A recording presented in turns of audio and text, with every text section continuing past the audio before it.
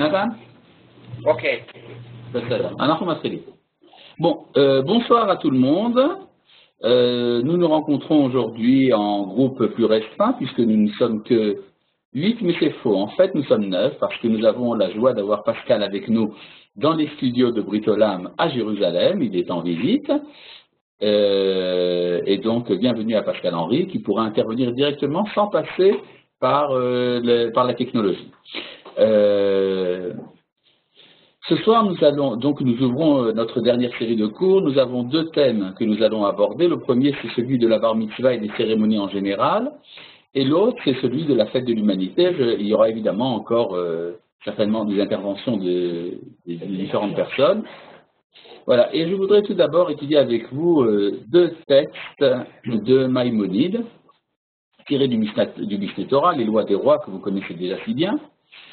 Et là, je voudrais aborder le problème le principe de la bar mitzvah. La bar mitzvah, c'est l'âge à partir duquel on est responsable par rapport à la loi. C'est-à-dire, par exemple, un enfant juif, le jour où il arrive à l'âge de 13 ans, est responsable légalement par rapport au commandement. Et avant l'âge de 13 ans, il est irresponsable. S'il est une fille, c'est 12 ans. Avant 12 ans, il est irresponsable du point de vue légal. À partir de 12 ans, elle l'est. Ce qu'on appelle la majorité. Alors aujourd'hui, en France, on appelle ça la majorité religieuse, parce qu'on a fait une différence entre la religion et l'État, mais enfin, à l'origine, c'est vraiment une responsabilité d'ordre légal. Et il est important, effectivement, de fixer un âge, puisque s'il n'y a pas d'âge, eh bien, il n'y aura donc pas non plus de responsabilité. Le problème de savoir quel est l'âge à partir duquel on peut considérer qu'une personne est responsable. L'âge idéal pour être responsable de la vie, c'est l'âge de 100 ans. Quand on est arrivé au moment d'être centenaire, quand on a 100 ans, c'est le moment où on peut effectivement être responsable. Parce qu'on ne peut pas être responsable de la vie tant qu'on n'a pas acquis toutes les données nécessaires pour vivre la vie. Or, comme à 5 ans, on apprend certaines choses, à 10, on en apprend d'autres, à 15, 20, 30, 40, 50, etc. Vous avez tout un texte de la Mishnah dans le Pirkei Avot qui vous explique qu'à chaque âge, on apprend autre chose, et qu'à l'âge de 90 ans, on apprend encore certaines choses, et donc, quand on arrive à 100 ans, on a enfin acquis toute l'expérience nécessaire pour la vie, et donc c'est le moment d'être bar mitzvah. Vous allez me dire, mais c'est n'importe quoi. Non, c'est écrit en toutes lettres dans Rashi, dans le chapitre 5 de Bereshit, à la fin du chapitre. Donc il est dit que Noach, notre ancêtre commun, a eu des enfants à l'âge de 500 ans. Parce que le déluge était prévu quand il aurait l'âge de 600 ans, il ne voulait pas que les enfants soient coupables au moment du déluge. Donc il a attendu assez longtemps pour avoir des enfants, afin que ces enfants n'aient que 100 ans, c'est-à-dire qu'ils ne soient pas encore bar mitzvah. Rachid d'ailleurs fait remarquer que cette institution reviendra à la fin de l'histoire, puisque le prophète Isaïe, Yeshayahu, dit en toutes lettres, Ki anar ben mea shana yamut, on sera considéré comme jeune si on meurt à 100 ans, le pécheur sera maudit à l'âge de 100 ans. C'est-à-dire qu'avant l'âge de 100 ans, on n'est pas maudit. Maintenant, vous allez me dire, mais alors dans ce cas-là, pourquoi est-ce que la halakha a réduit l'âge de la majorité religieuse à 13 ans ou à 12 ans? Alors, on peut d'abord dire qu'il y a une raison technique. La raison technique, c'est qu'on ne vit pas en général 100 ans. Peu de gens arrivent à cet âge-là. Et puis à part ça, il y a un autre problème. Si les gens sont irresponsables avant 100 ans, alors le monde va se détériorer d'une manière absolument irrémédiable. Et donc il vaut mieux responsabiliser les gens plus tôt. Mais pourquoi à l'âge de 13 ans? Il y a un texte du Zohar absolument extraordinaire qui dit que jusqu'à l'âge de 13 ans, pour les garçons, ou de 12 ans pour les filles, l'homme n'a que des mauvais penchants. Contrairement à l'opinion qui est qu'un enfant c'est adorable, c'est mignon comme tout. Eh bien non, on vous dit qu'un enfant, avant l'âge de 13 ans, il est habité du mauvais penchant. Mais justement, c'est parce qu'il n'a que du mauvais penchant qu'il est tellement mignon et adorable. Parce qu'on ne lui demande rien d'autre, puisqu'il est livré à son mauvais penchant, qu'on entend par l'égoïsme. C'est-à-dire que le bébé qui vient de naître est purement égoïste, et puis l'enfant commence à agir pour les autres parce qu'il sait que comme ça il va pouvoir recevoir, mais enfin on peut dire que le tropisme de la personne c'est vers recevoir. Et le Zohar ajoute qu'à partir de l'âge de 13 ans, c'est le moment où entre dans l'homme le bon penchant, le Yetzer Tov, et c'est là que commence la lutte entre le bon penchant et le mauvais penchant. C'est là qu'on peut devenir donc juste ou méchant. Mais c'est quoi le bon penchant qui entre dans l'homme? On avait étudié ça à propos du texte sur la sexualité. Ben, il s'agit de l'instinct sexuel, c'est-à-dire la capacité biologique de donner la vie. Or, si on est capable de donner la vie, ne serait-ce que par les éléments, les données de son corps, si on est capable de donner la vie, alors on est responsable de la vie. C'est pour ça que la Torah a fixé l'âge à 13 ans, lors de la majorité sexuelle, c'est quand on est capable de donner la vie. Il y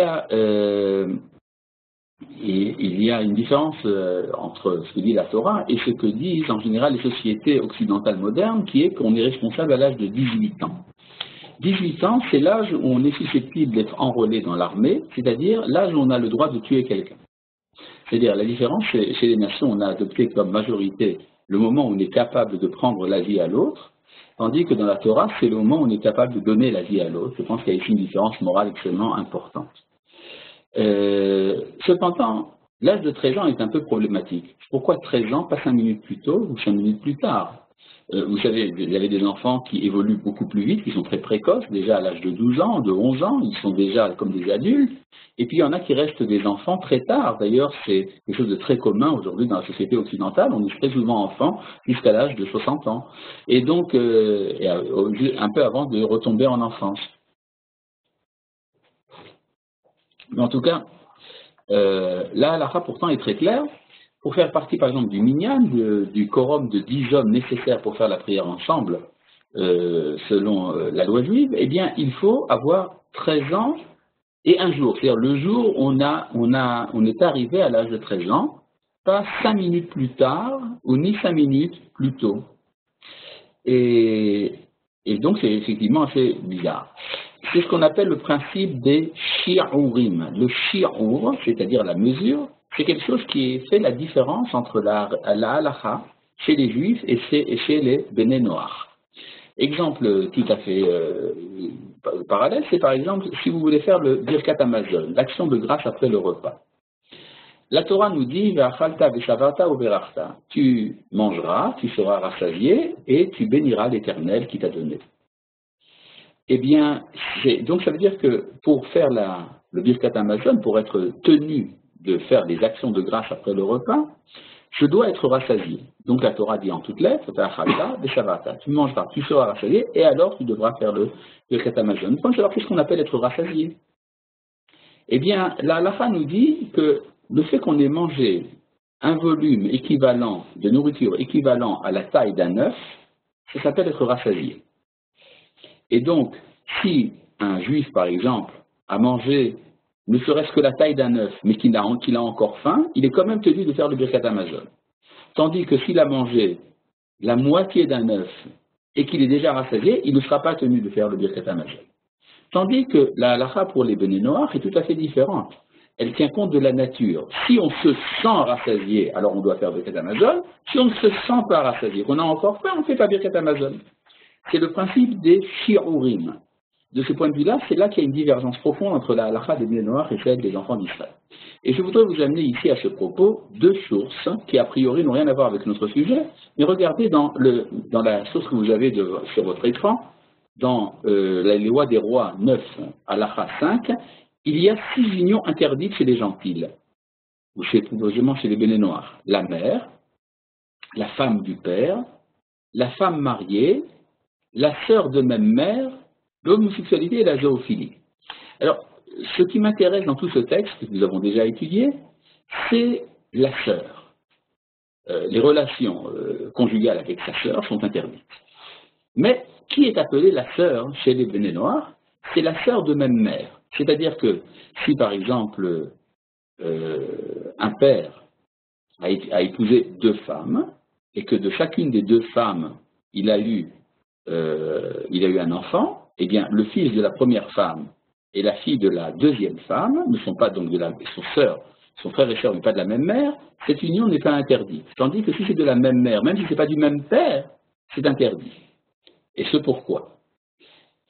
De même, c'est tout simplement parce que la relation qui passe par la mère est une relation de nature, tandis que celle qui passe par le père est institutionnelle. Expliquons un peu ces paroles mystérieuses.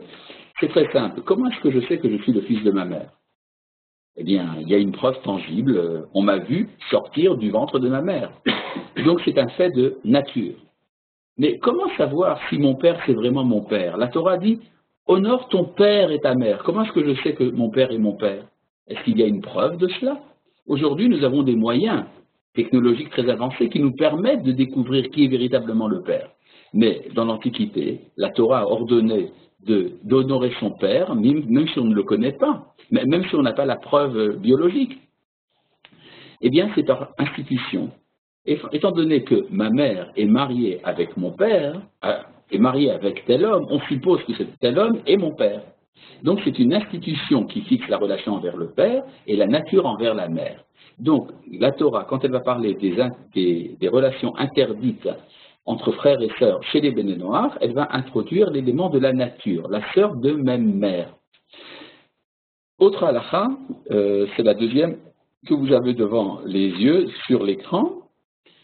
C'est dans les lois des rois, au chapitre 10, règle numéro 6, la tradition orale rapporte qu'il est interdit aux gentils d'accoupler des animaux différents, c'est-à-dire de faire des mulets, par exemple cheval et âne, cheval et ânesse, c'est interdit, et de greffer des arbres différents. Voilà. Alors, la greffe d'arbres est interdite. C'est par exemple l'abricot avec l'amandier, ben c'est interdit. Vous n'avez pas le droit de faire une greffe d'abricot sur un amandier. Et bon, alors vous allez me dire pourquoi je vous ai amené cette règle. Ben pour une raison très simple, c'est que ça a été le sujet d'un débat entre les rabbins au début du XXe siècle en Eretz Israël à propos du cédra, le hétrog, le fruit que l'on prend en main lors de la fête de Sukkot.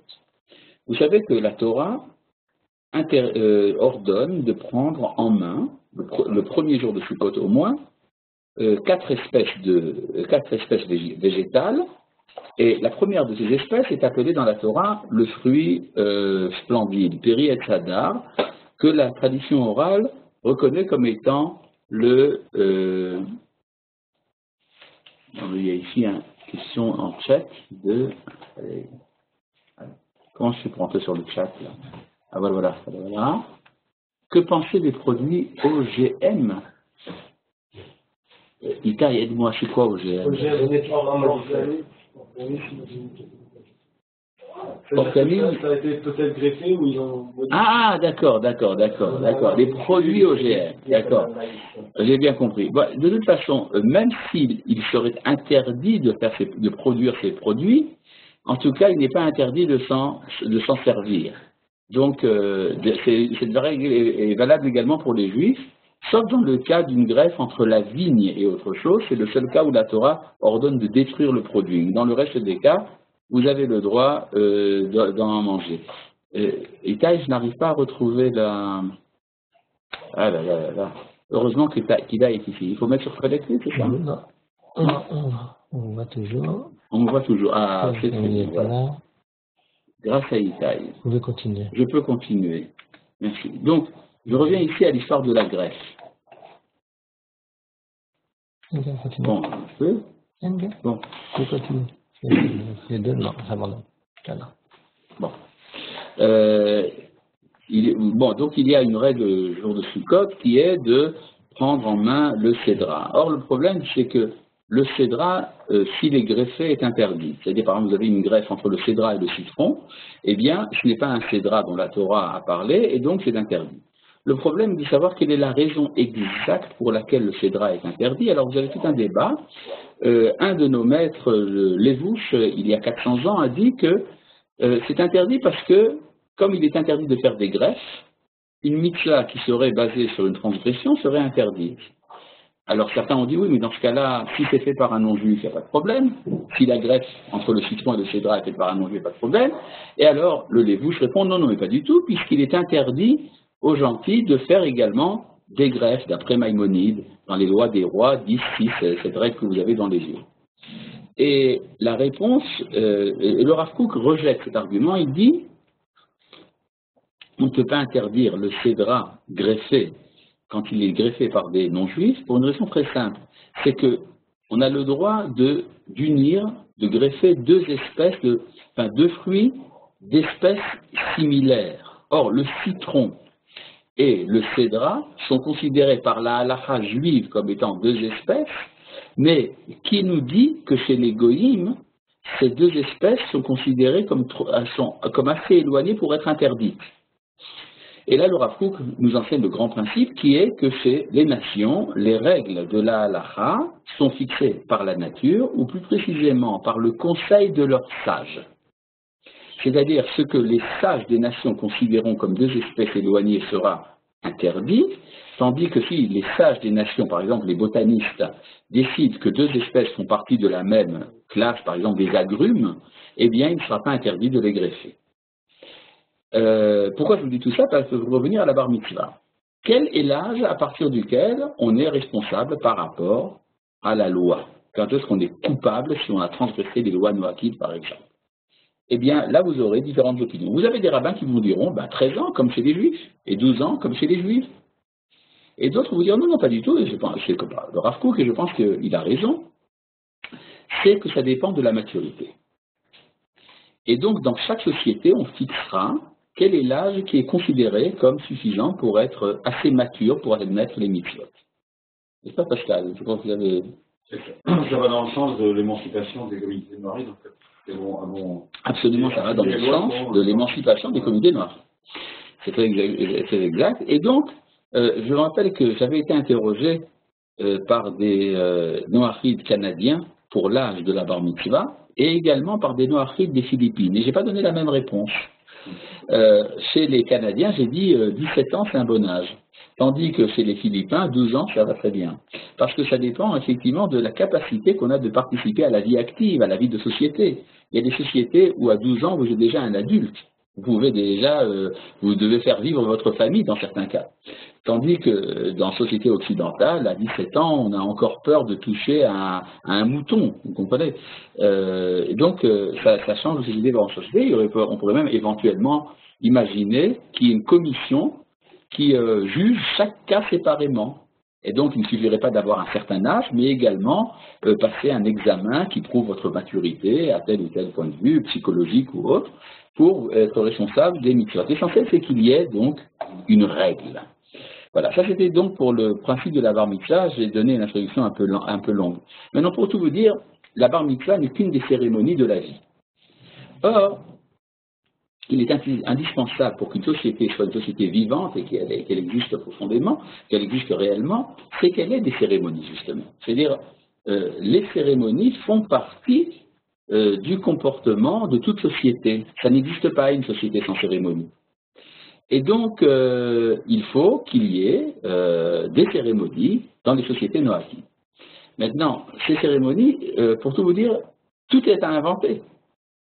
C'est-à-dire que nous en sommes encore dans les premiers pas. Alors, évidemment, nous avons des conseils à donner, mais ces conseils prendront une forme particulière dans chaque communauté. Je pense qu'il est important qu'il y ait des cérémonies pour les naissances, circoncision pour ceux qui les font, pour la bar mitzvah, pour le mariage, pour les décès, une cérémonie pour quand on se comparait devant le Beddin pour accepter les lois noachides, et on peut inventer encore d'autres choses. Par exemple, dans les communautés du Maroc, quand un enfant apprenait les premières lettres de l'alphabet, on lui faisait une petite fête, dans laquelle on mangeait des gâteaux en forme de lettres enveloppés de miel. Et il mangeait les lettres, et ça lui donnait le goût de douceur pour l'étude et tout le reste. Donc, des choses de ce genre sont tout à fait possibles. Quand on est incorporé au service militaire, ou quand on a passé son baccalauréat, ou bien quand on est promu dans un rôle quelconque dans la société, toutes ces choses-là peuvent être fêtées et même sanctifiées d'une certaine manière. Alors, si je peux vous donner quelques conseils, par exemple, ceux qui font la circoncision, nous avons eu récemment des contacts avec une nouvelle communauté noachide en Ouganda. En Ouganda, vous savez qu'ils pratiquent la circoncision, comme dans beaucoup de pays d'Afrique noire, mais ils veulent le faire à la juive. Alors, ils m'ont envoyé des textes avec quoi réciter, que dire, comment faire la bénédiction, et tout le reste. Alors, si ça vous intéresse, on peut vous faire communiquer ce genre de choses. Je ne pense pas que ce sera exactement les mêmes règles pour l'Afrique noire, Et pour un pays d'Europe, par exemple, le tam-tam sera certainement absent en France et il sera présent en Afrique. Pour ce qui est du mariage, alors vous avez certainement été informé donc de la choupa que nous avons fait au couple Marceau à Paris, dans la synagogue de la Victoire, qui était très émouvante. Et je ne sais pas si vous avez remarqué qu'indépendamment de la cérémonie elle-même, qui comportait une coupe de vin et des bénédictions, il y avait également un certificat de mariage qui a été délivré au couple et également un accord mutuel qui ressemble un peu à la ketouba qu'on trouve chez les juifs, un accord mutuel de respect et d'engagement de l'un envers l'autre. Il y aurait également, dans un autre ordre d'idée, une cérémonie du divorce. C'est pas tellement recommandé de se divorcer, mais ça peut se faire. Ce qui concerne le décès, ou bien par exemple l'agonisant, tout cela est mentionné dans le Sidour que nous publions. Je pense qu'il est important que soit tenu dans toutes ces cérémonies une sorte de registre de la communauté. Un peu à la manière dont on tenait les registres avant dans les paroisses au Moyen-Âge, où le curé du village notait les naissances, les mariages, les décès et tout le reste. C'était le document officiel. Alors aujourd'hui, bon, tout cela est pris en charge par l'État, mais il ne serait pas impossible de faire ça justement dans les communautés noachides. Je pense qu'il est important également de distribuer des cadeaux, puisque par exemple, dans le nom de la bar mitzvah, des mariages, etc., je sais qu'un enfant juif, quand il fait sa bar mitzvah, la première chose à laquelle il pense, c'est pas tellement au fait qu'il va devenir responsable par rapport au mitzvot, mais c'est surtout qu'il va recevoir une quantité absolument incroyable de cadeaux, et qu'il va les comparer à ceux de son frère ou de sa sœur, ou de ses amis de classe. Donc, on peut dire à un enfant, voilà, tu sais que tu vas devenir bar mitzvah, tu vas recevoir beaucoup de cadeaux. Une chose très émouvante dans une bar mitzvah, c'est le discours prononcé par le jeune homme, dans lequel il remercie beaucoup tous les invités, son papa, sa maman et tout le reste. Et il fait également un Dvar Torah, il commente le passage de la Torah qu'il va lire ce Shabbat. Et puis il est bon d'inviter quelqu'un, par exemple au repas que vous organiserez, au pique-nique que vous organiserez, même éventuellement inviter quelqu'un de la communauté juive. Ça peut être le rabbin, ça peut être un représentant de l'État d'Israël, ça peut être monsieur le maire, pas forcément de la communauté juive, monsieur le maire du coin. Eh bien, il sera invité par les Noachides à voir ce qui se passe dans sa circonscription. Et tout cela dans le but de publier la chose. Ce que je vous invite beaucoup à faire, c'est publier les activités noachides pour qu'elles deviennent quelque chose qui est sur la voie publique. Il est bon peut-être de faire, à l'occasion de chacune de ces cérémonies, une excursion en commun, dans la nature, parfois un voyage, pourquoi pas un voyage en Israël, des visites dans des lieux intéressants, dans des musées. Enfin, donc, je vous donne des idées simplement que vous pouvez faire.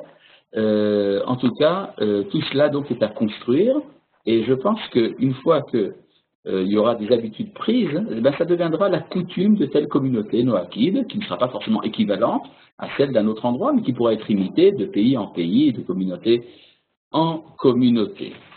Que je voulais vous dire à ce propos, ben, je pense que nous avons dit l'essentiel, et puisque c'est comme ça, nous allons passer à notre traditionnelle interruption de 3 minutes. À tout à l'heure.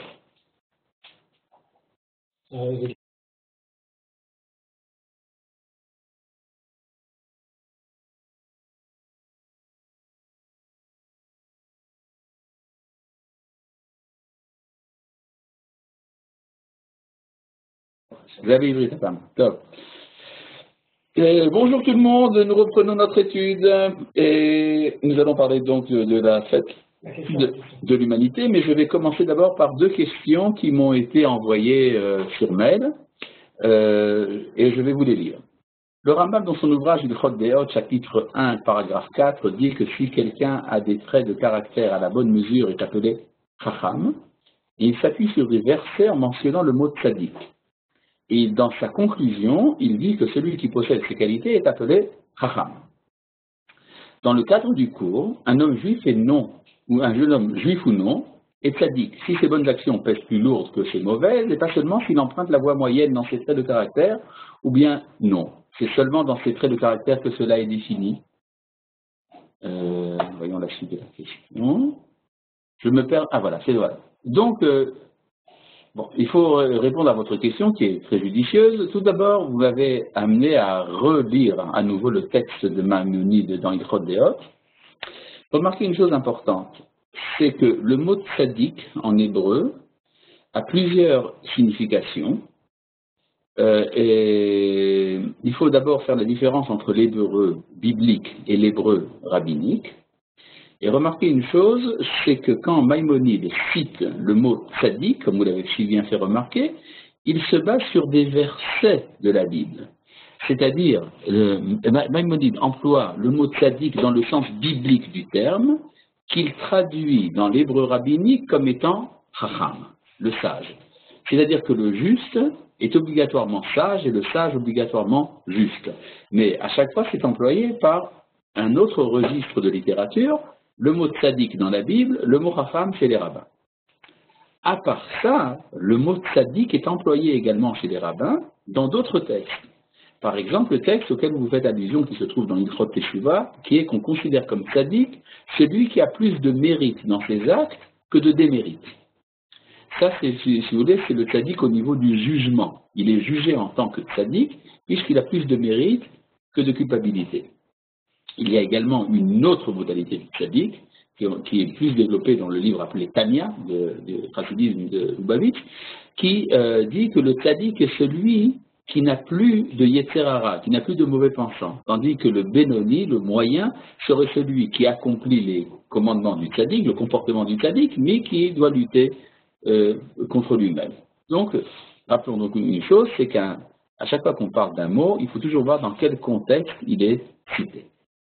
Maintenant, je reviens ici sur une autre question que vous formulez de cette manière. Je me permets de revenir sur un élément du très bon cours, merci, que vous avez donné en date du 16 février, 8 Shevat, où vous avez pris le Mishneh Torah de Maïmonide qui permet la consommation du sang d'un animal vivant, en prenant l'exemple du sang tiré d'un cheval vivant par certaines tribus, des Bantous, et la consommation du Bouddha noir, qui, corrigez-moi si je me trompe, sont encore vivants à un moment donné. Mais cette fois-ci, en ajoutant une règle que j'ai apprise au cours de Torah sur Internet au sujet d'une divergence d'opinion entre les décisionnaires sur un verset de la Torah et non sur une divergence d'opinion rabbinique comme les lois du Mouksé de Shabbat par exemple, où la règle est Safek des Rabbanan les Kula, c'est-à-dire qu'un doute dans une controverse rabbinique est jugé du côté de la facilité. Ma question est la suivante. Comment se fait-il que cela est autorisé dans la mesure où avec la bouche de Dieu, il est dit toutefois aucune créature tant que son sang maintient sa vie, vous n'en mangerez. Dans la halakha, lorsqu'il y a une controverse chez les décisionnaires, il dérive une règle qui dit ça fait des oraïta les khumra.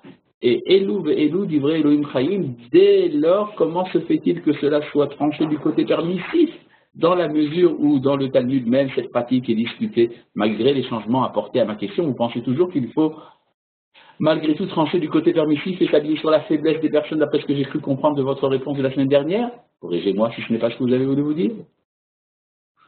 Réponse. Vous avez tout à fait raison de poser la question. Vous m'avez amené, effectivement, à reconsulter le texte talmudique. C'est très simple. Quand on dit ça fait des oraïta les khumra, c'est-à-dire que quand il y a une règle de la Torah qui est dans le doute, on va dans le côté de l'interdiction plus que du côté permissif, c'est dans le cas où nous autres, les décisionnaires postérieurs au Talmud, nous n'arrivons pas à trancher. Mais dans la mesure où le débat a déjà été tranché par le Talmud, alors cette règle n'est pas valable. Or, le fait que la première opinion qui autorise le sang est mentionnée sans dire le nom du sage qui l'apporte, tandis que celle qui interdit le sang est mentionnée en disant le nom du sage qui la formule. Il s'agit précisément de Rabbi Hanina ben Gamliel. Alors c'est considéré comme si le Talmud avait voulu dire que la majorité va du sens de la première opinion et que l'opinion de Rabbi Hanina ben Gamliel n'est que celle d'un individu. Or nous avons ici la règle que la majorité l'emporte sur l'individu. Et donc, c'est déjà tranché par le Talmud, c'est la raison pour laquelle nous ne sommes pas dans la situation de safek, de doute. En tout cas, d'après Maïmonide. Est-ce qu'on pourrait avoir un cours en extra, si possible, sur comment le noatisme évolue dans les pays majoritairement islamiques, sans trop donner de détails à cause du danger du mauvais œil? Koltouv. Eh bien, c'est très simple. Oui, bien sûr, nous pouvons parler un peu de ce qui se passe dans les pays islamiques. Nous avons parfois des disons des adresses. Nous avons des gens qui s'adressent à nous, disons à titre personnel, qui veulent en savoir plus. Par exemple, nous avons beaucoup d'entrées sur notre site en Arabie Saoudite, comme par hasard. Nous avons des contacts en Turquie avec certains membres de la classe politique qui ont accepté les lois noachides devant Beddin en secret. C'est-à-dire 3 rabbins d'Israël sont partis en Turquie pour faire ce Beddin. Nous avons des contacts au Maroc qui sont très développés. Il y a des contacts également en Égypte, des contacts en Arabie Saoudite, au Pakistan et un peu partout, en Indonésie même aussi. Mais à chaque fois, il s'agit d'initiatives extrêmement isolées, des familles entières qui parfois vivent dans le secret lors de l'ornoatisme et qui officiellement sont musulmanes. Pour tout vous dire, dans les pays d'Europe, il est plus facile d'entretenir des relations avec des musulmans. Il y a une certaine disposition de la part des musulmans à réviser leur dogme. La révision du dogme musulman pourrait être très importante dans la mesure où ça permettrait de réintroduire l'islam dans la sphère noachide.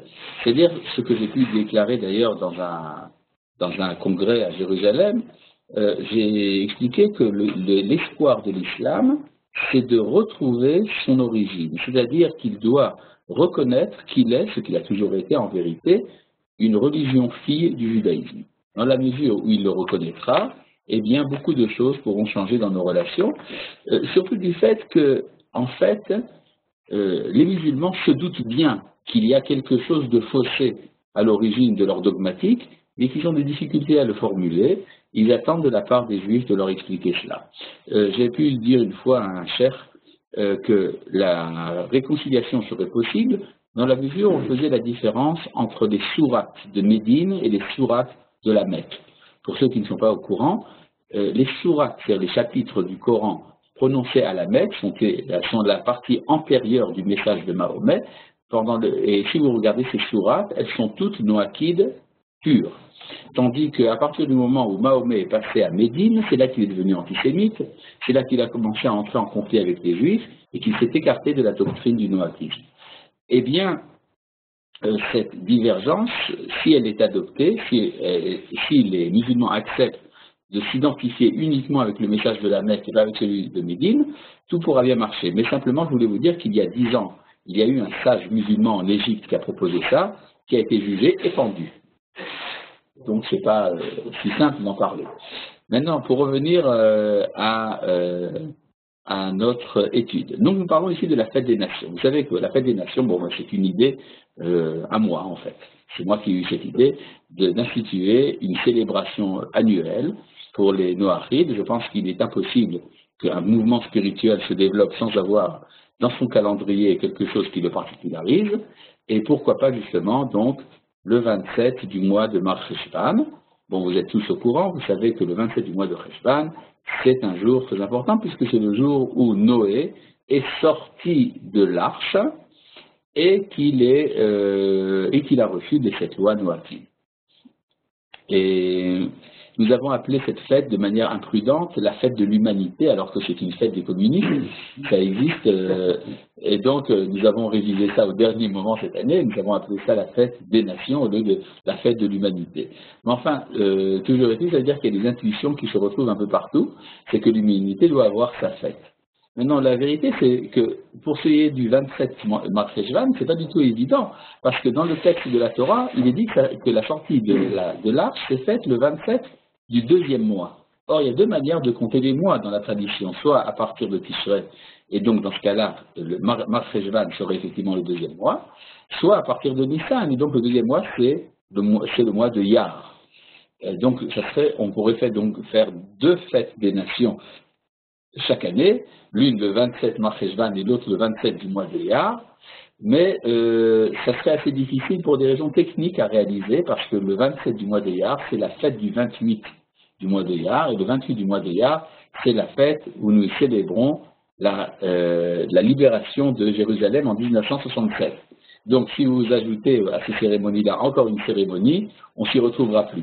Donc j'ai pensé qu'il était plus pratique d'adopter l'opinion de notre sage Rabbi Eliezer, qui dit que le deuxième mois mentionné dans l'histoire du déluge, il s'agit effectivement de Mar Cheshvan, et ça marche bien. Je le dis en passant, il y a une fête le 28 du mois de Mar Cheshvan, la fête des Éthiopiens, mais elle est déjà un peu moins connue, et donc elle va entrer donc en concurrence avec la fête des Noachides. Que faire le jour du 27 du mois de Cheshvan? Bon, alors, évidemment, une étude de la Torah s'impose. Et puis, faire la fête. Chacun sait faire la fête à sa manière. De la musique, une collation, à nouveau, ce que je vous avais proposé pour les 2 autres cérémonies, inviter par exemple un officiel, ou inviter un rabbin, ou inviter même des représentants israéliens. Et puis faire une prière en commun, et puis appeler à la fraternité universelle. Tout cela, et puis l'essentiel, effectivement, est de donner un retentissement à cela. Historiquement parlant, ce qui s'est passé la première fois que nous avons fait la fête du 27 Cheshvan, c'était en fait, ça s'est passé pas loin de là où je vous parle, au Echal Shlomo. Il y a eu une réunion essentiellement de rabbins. Il y avait 2 ou 3 Noachides dans l'assistance. Et puis après, une autre année, on a fait une fête pour les Israéliens du commun, pas des rabbins, mais qui ne connaissaient pas les Noachides. Alors on l'a fait connaître en amenant des chanteurs israéliens, des penseurs israéliens, et il y avait un peu plus de Noachides. Et puis après, on a commencé à faire cette fête dans le monde entier. C'est-à-dire que nous invitons nos frères Noachides dans le monde entier à faire ça chacun dans son cadre à lui. Et alors, ça devient de plus en plus la fête de tout le monde. Et pour reprendre l'idée de Pascal de l'émancipation des communautés Noachides, et bien plus les communautés auront des bonnes idées, mieux ça sera. Donc cette fête n'en est encore qu'à ses débuts, puis il viendra un jour où dans les encyclopédies, vous aurez 27 Mar Cheshvan, fête des nations, fête de l'humanité, ou ce que vous voulez, peut-être qu'elle aura un autre nom, eh bien c'est très bien. J'ai écrit dans le prospectus que nous avons diffusé en son temps, j'avais même écrit, je crois, un cantique noachide. Ah non, il n'est pas là. Mais enfin, c'est pas grave, dans le Sidour, dans le rituel que nous publions, il y a là-bas un cantique noachide que j'ai inventé. Vous pouvez en faire d'autres. Nous attendons vos productions artistiques et vos idées. Voilà. Peut-être quand même, on va vous le montrer, ce document. Voilà, vous avez ici un flyer que nous avons publié en son temps. Fête de l'humanité. Il y a un arc-en-ciel, j'espère que c'est bien pris. Pourquoi ne pas également faire une distribution des prix ce jour-là? Par exemple, distribuer la médaille que nous avons formé pour ce jour-là. Vous savez qu'il y a une médaille Noachide, il y a même un penditif, voici vente de médaillons. Là, vous avez des détails sur notre site internet. Tout ça est très joli, c'est peut-être une occasion de vous expliquer un peu de qu'est-ce qui se passe là, c'est quoi ce symbole. Bon, alors, c'est pas difficile à reconnaître, vous avez ici l'arche de Noé qui fend les vagues, et puis vous avez, au-dessus de l'arche, vous avez les branchages de la Souka. La Souka, parce que la fête de Sukkot, c'est la fête universelle dans la Torah. Et puis vous avez ici la petite colombe qui annonce la fin du déluge, qui est un signe d'espérance. Et puis vous avez 7 étoiles dans un firmament. Ces 7 étoiles, c'est pas difficile à reconnaître, il s'agit ici donc des 7 commandements noachides. Mais remarquez que chaque étoile a ici 10 branches. 7 étoiles à 10 branches, 7 fois 10, ça nous fait 70 pour les 70 nations. Voilà, bon, ça a été d'ailleurs, ce symbole a été développé par un des grands spécialistes des timbres israéliens qui s'était proposé pour nous aider à faire ce symbole. Viendra un jour où donc il y aura peut-être une publication annuelle pour le 27 du mois de Mar Cheshvan dans chaque communauté noachide, et nous pourrons faire donc une sorte de bibliothèque noachide qui sera la réunion de tous les textes de ces célébrations. De plus, je voulais vous dire également, ah oui, il serait bien de faire, par exemple, si quelqu'un veut faire l'acceptation devant un tribunal noachide des lois noachides, pourquoi ne pas réunir tout cela justement le même jour, le 27 du mois de Cheshvan? On pourrait faire ça 2 fois par an, 27 Cheshvan et 27 Iyar, et ça deviendrait quelque chose de filmé à la télévision française, télévision américaine, télévision israélienne, et un peu partout dans le monde. Voilà, je vous en parle pour un cours particulier, dans un cours particulier, bien qu'en fait, il n'y a pas grand-chose à dire puisque tout est inventé dans cette fête.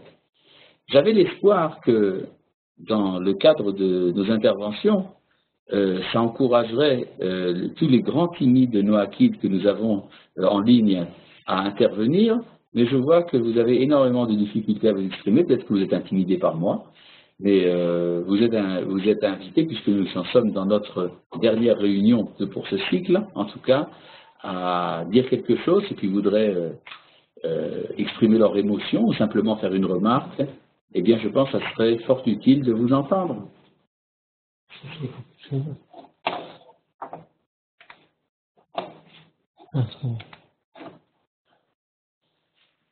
Je crois qu'ils ont tous peur de parler. Mais c'est pas grave, ça passera avec le temps. Ah, Shalom. Très bien. Voilà, bonjour. Bonjour. À qui est l'honneur? Oui. Je voudrais vous remercier pour votre patience, pour avoir pu répondre à toutes à toutes les questions que je vous ai posées durant tout cet hiver. Je vous remercie beaucoup. Ah, merci. Je vous remercie de votre merci. Vous savez, il y a une très belle expression dans la prière. On dit, dans la prière de Modim, on dit Al-Shanu Modim Lach, Baruch El Haodaot. Du fait que nous te remercions de pouvoir te remercier. C'est-à-dire, il y a le merci du merci. Okay. Allez-y si vous avez encore une remarque, parce que vous savez, ça va bientôt, nous allons bientôt achever ce cycle. Nous sommes dans une célébration de fin de cycle, vous vous rendez compte? Non, ça va. C'est tout ce que j'avais à cœur de vous dire. Merci beaucoup, Gabriel. Quelqu'un d'autre peut-être? J'avais posé une question tout à l'heure, Rav. Ah oui? Oui. Ah, sur mon chat. Ah, comment ça se fait que je l'ai pas vu? J'ai répondu tout à l'heure? Ah non, j'ai pas répondu. Attendez, on va y arriver. Comment je fais pour rentrer sur le chat? Ah voilà, je vois. Bonsoir. Pour les obsèques d'un Ben Noir, comment faire? Et l'incinération est-elle formellement interdite? Alors, pour les obsèques, en fait, il n'y a pas de règle particulière. L'incinération n'est pas interdite. L'essentiel, c'est de veiller au respect de la personne. Il n'est pas impossible qu'un jour il y ait un rite Ben Noach particulier. Je me rappelle que j'avais été interrogé une fois par un Ben Noach dont la femme est chrétienne, s'il pouvait être enterré à côté de sa femme. Je lui ai dit oui, bien sûr, mais sans croix. Alors, sa femme était très heureuse de savoir qu'il pouvait être enterré à côté d'elle, mais elle était triste du fait qu'il n'y ait pas de croix. Alors, il a trouvé une solution intermédiaire. C'est que sur sa tombe, il y aurait écrit « Tu aimeras ton prochain comme toi-même ». Parce que ce verset se trouve dans la Torah et également dans les évangiles, ce qui ferait plaisir à sa femme, tout en gardant la pureté du message de la Torah. Donc c'est une idée comme une autre, pourquoi pas, un jour tu aimeras ton prochain comme toi-même, et inscrit sur les tombes noachides, on pourra trouver évidemment d'autres idées. Mais le fait de se faire incinérer, ça n'influera pas pour la suite? Non, absolument pas. Vous savez bien que très malheureusement, une grande partie de notre peuple a été incinérée malgré lui pendant la Shoah, et ça n'a pas. Nous avons tout à fait confiance que pour la suite, il n'y aura pas de problème. Alors, ouais. Et est-ce qu'on peut se faire envelopper d'un talit sans les tzitzit dans le cercueil? Ah, mais bien sûr. D'ailleurs, vous savez qu'il y a un usage également chez les Juifs d'Algérie de se faire enterrer avec un talit avec les tzitzit. Ah bon? Bon, c'est uniquement chez les Juifs d'Algérie. Dans les autres communautés, ce n'est pas admis. On enlève le tzitzit et certains même, les Juifs ashkénazes, refusent même le talit tout court. Mais il n'y a vraiment pas de problème. Vous pouvez très bien le faire. C'est même honorable. Merci. Je vous souhaite que cette question soit posée extrêmement tard, le plus tard possible. Oui, ben, Bezrat Hashem, on n'est pas pressé. Amen. Et je vous remercie pour tout le temps que vous avez passé avec nous. Ah oui, c'était pour moi un plaisir. Je vois en ça une mission importante. Et j'espère que nous aurons d'autres manières et d'autres occasions de continuer ensemble. J'espère. Et puis, si jamais je viens la prochaine fois que je viendrai en Israël, j'essaierai de vous contacter pour vous rencontrer 5 minutes. Mais avec plaisir, même plus. 7 minutes aussi, justement. Oh ben, 7, c'est très bien. C'est un très bon chiffre.